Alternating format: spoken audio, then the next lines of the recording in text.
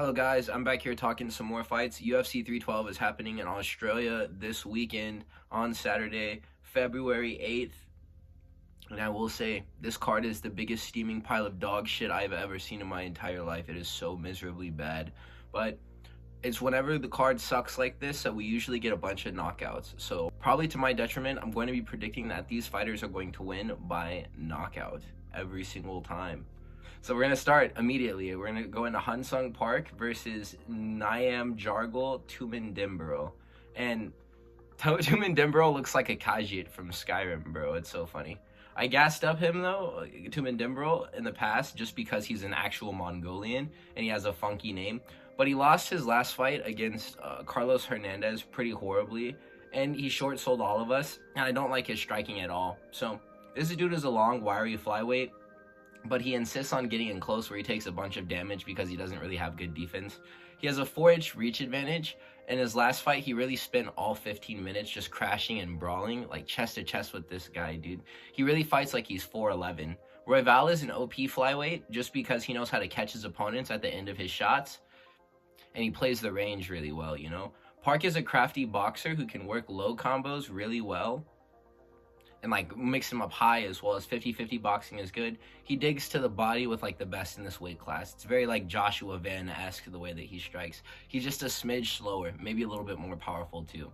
And I think that Nyamjargal, because of this, his veil is going to be pierced pretty early on, and he'll start taking a great amount of damage. And I think this is going to be like a second or third round stoppage. So I'm going to call a knockout. I think that he may even lose a decision to Park, but we're going to go round 2 or 3 knockout. So that's what I want to see for that. The next fight that we're going to talk about is going to be Quillan Salkilld versus Anshil Jubli. And I will say, with as many chances as they're giving Anshil Jubli to win a contract, because they just keep on having him fight. I mean, I guess he did catch a dub like 2 fights ago, maybe even 1 fight ago. It was against some idiot who lost. But they're really trying to put on Indian MMA between Pooja Tomar and this guy. They're literally just trying to get a superstar or just a guy with like 3 or 4 fights under his belt with a little bit of hype so that they can go to that market and try to capitalize on it. And honestly, good for them for seeing the vision there, because India, there's a lot of people who live there, so why can't they produce like a good fighter? They're really not doing this man, Anshil Jubli, any favors too, just because Salkilld is a very skilled fighter with good mechanics. He's a 7-1 fighter. He's also like 6'4" too, fighting him lightweight, while managing to be somewhat muscular, which is weird as well. He looks like an 85er welterweight fighting at lightweight. It's very strange. Honestly, some of his fights on like regional promotions, he's a very tall guy.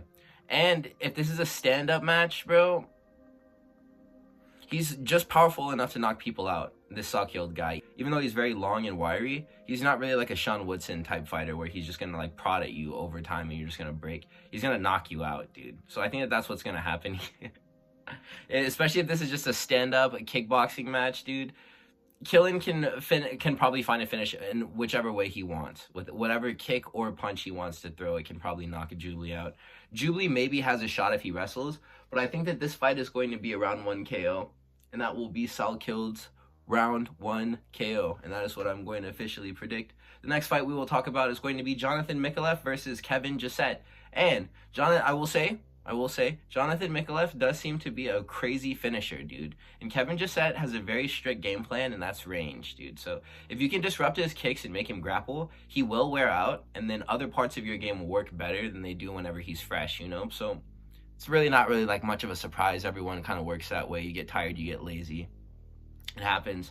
But his breakdown happens whenever he's forced to box in close. And this is why Brian Battle just mogged him, just walking him down in Paris.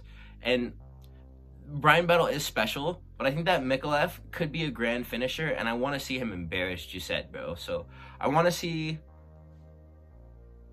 around 2 or 3 KO, maybe even around 1 KO, dude, from Micallef. If he can just get in there and just work some boxing, dude. He has some pretty nice knockouts on his record, and also some nice submissions too. So maybe around 2 or 3 sub for Micallef is also a good pick.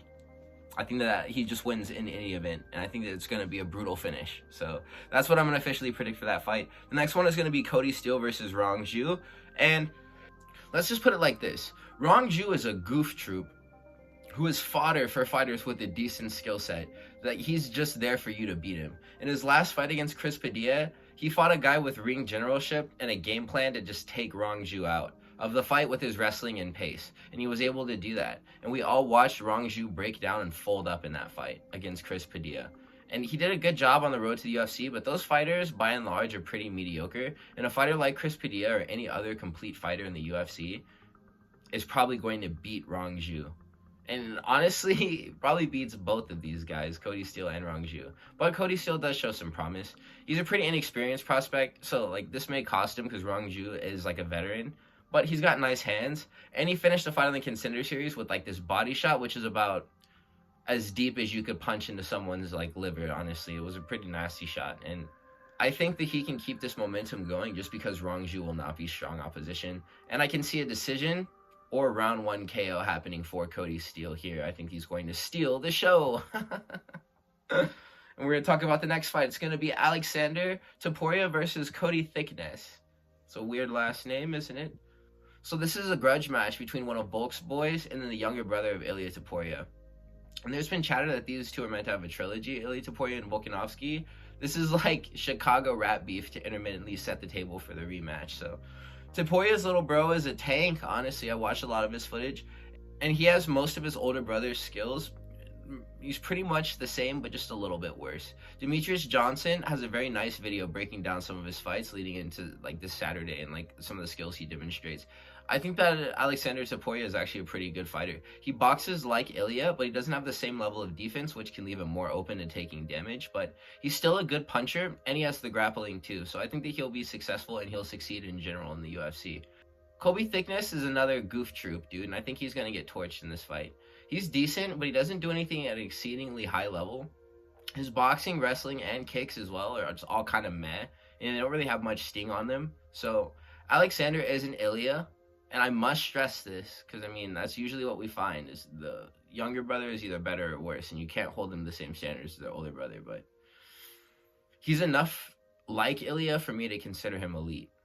And Thicknesse seems pretty grappling heavy in his approach to fighting in general, so I want to see if he can come out and wrestle Aleksandre, and if he could scramble with him too, because Aleksandre is a good wrestler, and he knows how to move around on the ground. So we'll see how this one goes. I don't think, personally, that Colby Thicknesse will be able to move around on the ground with Aleksandre Topuria. I think if either of the Topurias catch you lacking on the ground, you're going to get beaten up or subbed, or beaten up and subbed. So Topuria by round 1 lamb slaughter is going to be the pick. It's going to be a violent ground TKO is what my official prediction is going to be. The next fight that we're going to talk about is going to be Wang versus Bruna, Brasil. Okay, so look. Wang went out so sad in her last fight against Gabby Fernandez, and honestly, whatever, dude. Gabby Fernandez is a pretty good fighter. Her only real losses, other than the ones at the beginning of her career, are against Teresa Bleda, who will be something in this division, and Jasmine Jasudavicius. I messed that one up, dude. Who we know is probably the best women's flyweight right now. She's honestly so cold, especially after last weekend. She did a really good job. So, I mean, Bruna Brasil is a developing fighter who did most of the losing in, like, her career at the beginning as well. But, I mean, this is also, like, pretty good for her, just because, like, she's quite formidable now, and she got all the, like, the yuckies out. But I honestly haven't had enough of the female Chinese Joker, dude, and quite frankly, I need some more of that. I hope that she does the face paint at the weigh-ins. If she gives up on the Joker bit just because she took one loss, I think that she loses more aura than, like, people calling her cringe in comment sections for doing it. So I need her to come back out looking dangerous and knock this woman out. If she can't, she better get knocked out herself just so that nobody can call her boring. Because, I mean, for whatever it's worth, her last fight, she lost it, but it was still a cool fight, whatever. I mean, Wang via round 1 flying crescent kick is going to be my official prediction. And we're going to move on to Nolan versus Viaschlev Borschev. And I know that Viaschlev Borschev has just beaten Lawntop since it's happened, James Lawntop. But it still kind of feels like he should be in hiding after the way that he lost to Chase Hooper, dude. And that was a bad performance. And Borschev is very inconsistent with how he shows up. He's like 8-4 too. And like that kind of reflects what I just said.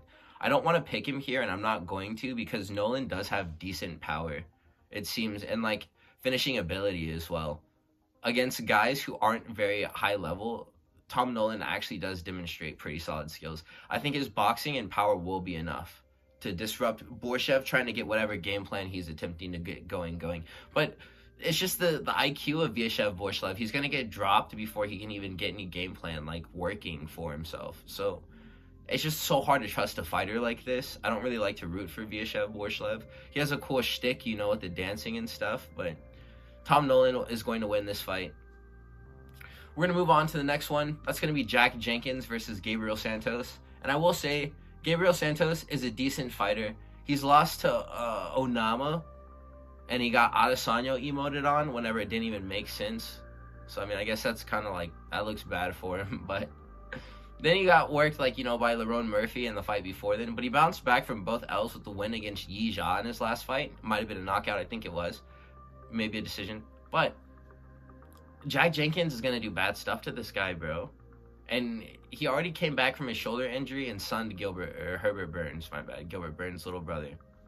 He's going to leg kick and box this dude under the octagon, and it's going to be so simple. Gabriel Santos is actually a favorite. I just saw as I was taking screenshots for the video, dude. And, like, I don't understand how that goes, because Jenkins is an actual savage. This guy could have been, like, on Peyton Talbot levels of hype at this point if he never got his arm busted up by Shep Mariscal, bro. If you know, you know. That was a really nasty shoulder injury he took, but he came back from it and he still looks good. So I want to see what he'll do this time. I have pretty high confidence in him. I think that he can still be great. He just lost a little bit of time because he'd been hurt, but what can you do? I don't think this is how the story ends for him, and I think that it's far from over. So I'm going to predict a Jenkins round 2 TKO, maybe even a leg kick finish as well. That is on the table. The next fight that we're going to talk about is going to be Francisco Prado versus Jake Matthews. And Jake Matthews, salute to you. You are a good Muslim brother. You are a good Muslim Australian. And I tip my hat to the fact that you submit to Allah. But I cannot save you here, my brother. And you probably get knocked out. And Francisco Prado can only be wrestled here, because if this fight remains isolated on the feet, he will tune up Matthews, dude, until he knocks him out. And Matthews' last fight against Philip Rowe was super boring and forgettable. He won it, though. It was a decision. Like, how are you, like, taking Philip Rowe to a decision? You're like, I don't know, man. But he hasn't really been looking too hot in general, to be honest. And this opponent is much more dangerous than anyone he's been fighting, like, lately, to be honest. I made a video recently where I talked about that I really like the fight style of Esteban Ribovic. He's a very skilled fighter, and he's adept at striking. Prado is another Argentinian who fights very similarly to Ribovic. He's just a little bit less lethal, and he might have a little bit of, like, a worse chin, honestly. But I think that Prado will win this fight off the strength of his cage pressure and aggression. He'll win and he'll finish this fight. And I think they may come, like, pretty early. Round 1 or 2 is what I'm going to predict for the Prado knockout. And that's going to move us up to Rodolfo Bellato versus Jimmy Crute. And I will say that these are two ring-rusted Crutes who deserve to get knocked out. Both of them, honestly. Somebody should just third-party this fight and just come, like, cash their briefcase, their Money in the Bank stuff, and, like, just get 2 free knockouts over both of them. Francis Ngannou should come and do that. They're like, these guys are just ridiculous. Why are they even here, man? Crute coming back to the sport is an abomination. He retired, he should have stayed out. And Bellato literally had a close fight with Ihor Peteria that he arguably, like, lost, dude. And that's super sketchy for him. I think that Jimmy Crute losing all those times in the past before he left the UFC for a while isn't really as bad as what I just mentioned, bro. This guy, like, had a close fight with Ihor Peteria. So I'm going to have to say that Jimmy Crute does win this fight in his home continent. And I think it's a glorious 3-round stinker classic that we will all hate for years to come. And that's going to take us on to the next fight. It's going to be Justin Tafa versus Taliesin Teixeira. I'm not sure if he has any relation to that boy Glover, but I actually did watch this guy fight, though, on the Contender Series. He got a round 1 knockout over, like, this fat dude who they just pulled up and this match made him with. I think that it was kind of a fixed fight. I mean, they don't really do that in the UFC, but it was kind of, like, evident who they wanted to see get a contract in that matchup with who, like, they gave him the fight. He knocked the guy out. It was pretty cool, I guess, but I'm not sure if he'll be able to replicate the same moment against Justin Tafa, who, to be fair, isn't, like, in much better shape than the guy that he had already flatlined, so we'll see how this one goes. I kind of see the vision, though, as far as keeping the fighters like Justin and Junior Tafa around. If guys like them exist, actual skilled heavyweights can come into the division and promotion and just farm aura off of scoring crazy knockouts and highlight reels over these dudes. So guys like Tai Tuivasa are kind of on the same, like, bracket as him, but they're just too trash to hang. You have to be, like, moderately skilled. Justin and Junior Tafa, they're bad, but they don't like completely suck, bro. So we'll see how this one goes. Taliesin is a dangerous fighter, and he has a very large frame for heavyweight too. I wonder what kind of shape that he'll show up in, but I think that a round 1 knockout is imminent in this fight. So I'm going to call a round 1 knockout for Taliesin Tejera. That will take us on to the co-main event, which is going to be Zhang Weili versus Tatiana Suarez. And I just want to say that, like, I'm physically incapable of picking against Weili because I just love her too much, man. And it makes me so sad thinking about how she just wanted to be liked on her way to the belt, and she gets the belt, and then she fought Rose, who was just liked by more people at the time, and she was forced to be the heel, bro, and she couldn't take it, bro, and that crowd, like, booing her got to her, and, like, it, like, messed with her head, and she got flatlined, dude. I think about that moment, it makes me sad, because Weili is a really nice girl, and I think that she's a good fighter, and above all, she's a very strong woman for being able to come back from that, and I really like her as champion. So she has very good skills. Her last fight with Yao Jianan at UFC 300 was a masterclass. Suarez has taken a whole year off and has won this opportunity to fight for the belt because she subbed Andrade in a round. But, like, dude, in 2025, it's not really that big of a deal if you're doing things like that. And you aren't really a serious contender if you don't finish Andrade in round 1, if we're being for real. So I think this is going to be a free Weili W. She'll beat this girl out bad, either to a decision or like a middle round stoppage, like round 3 or 4. So that's going to be my official pick for the co-main event. The main event is going to be Sean Strickland versus Dricus du Plessis. And I just want to say, Dricus is just too hulking. He's too strong, bro. He's too fast. He's too sped. He's too special here. And, like, with his movements, he's going to knock out Strickland, bro, because he knows the power is not there returning to him, and what type of activity he needs to implement into his game plan in order to score on Strickland, bro. I think that that's the guy who can, like, get through that defense, bro. Dricus du Plessis is the answer here. I think that he'll create new openings with the game plan that he brings, and he'll make Sean bleed again. And this is going to be a fight that ends in round 2. I'm pretty confident. Sean Strickland, he loves the games, and he likes to spar whenever he should really be, like, fighting, you know? So Dricus, I think, is going to mog him because he will be better able to, like, read the wild, unpredictable striking and defensive Strickland, and he'll be able to make his own setups that he saw openings for after watching their first fight on tape so many times. I know that he studied that fight, man. Honestly, it was a boring one. I struggled to get through it again, but I really think that this one is going to be a lot more memorable than the first. Strickland has his jabs and speeches, but he's really underselling in moments, like leading to this rematch. And I honestly think it's just so that he didn't lose and miss out on his shot to fight for the belt, because he didn't get an immediate rematch. But honestly, like, after the, like, Izzy fight both of them had, I just see both of these fighters so much differently now. After, like, DDP fought Izzy, dude, I'm looking at both of them so much differently now. Yeah, Strickland, like, won that fight, but Dricus, like, won one, dude, and he made it look super easy. So I think that's because he has a lot more ability and better game planning than Strickland as well. So this IQ that he has is going to win him the fight. Strickland will make a mistake somewhere, and it will cost him. He's going to pay for it. So I'm excited to see this one. I'm going to call a Dricus du Plessis round 2 knockout on relatively high confidence, honestly. So, man, I'm so happy. I just think about watching Nasruddin Imavov knock out Israel Adesanya, and I just smile, cheek to cheek, so big every time. I'm so happy. Thank God, man. Like, middleweight is healing. Like, this is part of the healing process, this rematch, but that was the best outcome for this division as far as keeping him away from the belt. I do not want to see that. We do not need that, man. We do not want a K-pop champion. We do not want a hentai champion. So thank you guys for watching up until this point in the video. I will catch you fellas in the next one. Stay safe out there, guys.